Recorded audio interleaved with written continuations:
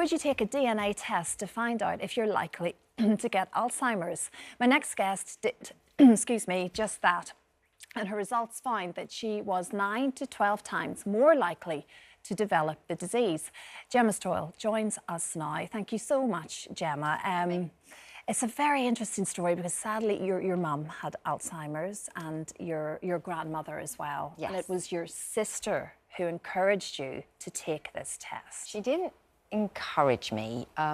She had taken a DNA test on the advice of a functional health practitioner, I think. It wasn't to do with finding out whether she was, destined to have Alzheimer's. It was just to do with overall health issues. And when the test came back, she had found that she had a copy of this ApoE4 allele or gene, and it predisposes you to Alzheimer's.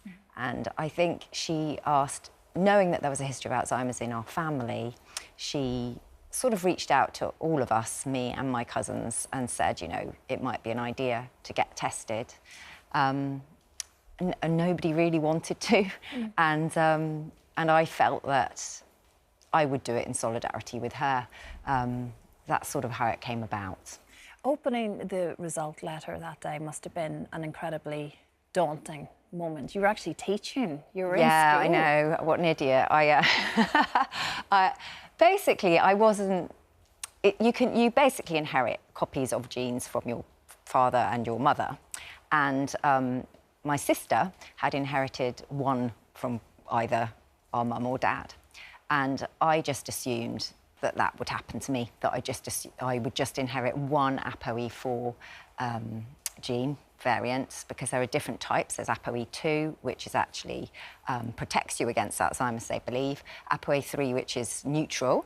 So my sister is ApoE3/4, and there's ApoE4, which predisposes you to Alzheimer's disease. And it's very, very rare to get two copies of of the ApoE4, sorry. It's about 2% of the population have that. So I just sort of thought, oh, well, I'll just have one copy like my sister did. My dad is in his 80s and he's fine. He doesn't have any signs of Alzheimer's. So that's what we just sort of thought would happen. I did a test. It's very easy to do one. It's just a saliva sample.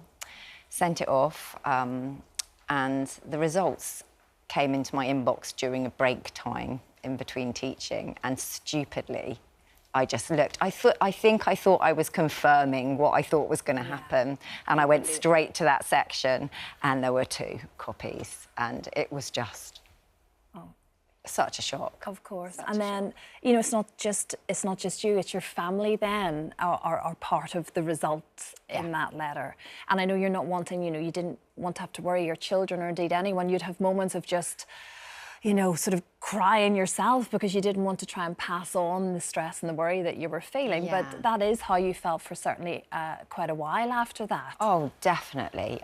Definitely.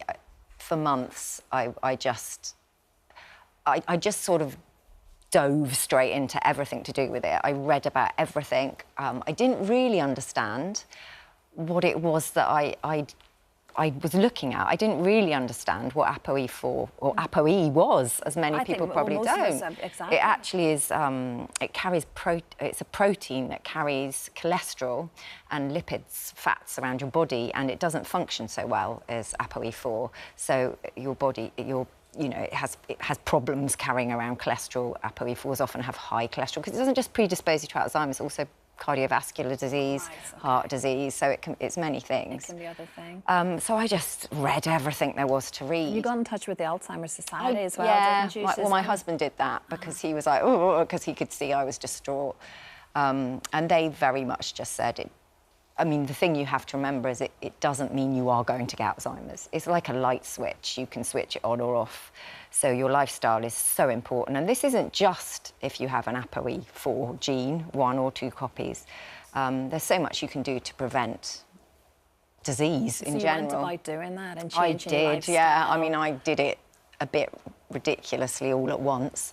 I just sort of leapt straight into it and didn't eat sugar and gave up alcohol and stopped eating this and that, and, you know, stopped eating dairy and grains all at once, which probably wasn't sensible. No. But you've just been given this information. It was panic. And in lots of ways that is, you've just been given this knowledge because you may have these genes, but it doesn't mean that it will develop into Alzheimer's. You could get Alzheimer's without having those genes. Oh, and this is why there's so many variables. And there's many people in their 80s and 90s with 2 copies of the ApoE4 who are fine. Because a good thing about genetic testing now is that we know that there are more people that know their genetic status. One good thing is that means that drugs that can be developed with different specific genetics in mind. Because many of the drugs that are developed now are not good for ApoE4s because they're highly inflammatory, and ApoE4 is an inflammatory gene. It's sort of an ancient gene from hunter-gatherers, so if you stepped on something on the forest floor, it'd immediately inflame, and you'd know there's a problem there. But in our modern world, it's not very helpful. So these other genes are more helpful, like ApoE3 and 2. You, after this amount of time now, are glad that you took the test. There'll be a lot of people at home thinking, should I? I think what people struggle with is you might be given the news that you were, but there isn't a magical medicine that's going to fix it. So you are having to live with the knowledge, but it has worked for you. Like you say, it's made you change lifestyle, certain things within your life. The living will actually is another part of it as well, yes, which I still haven't done.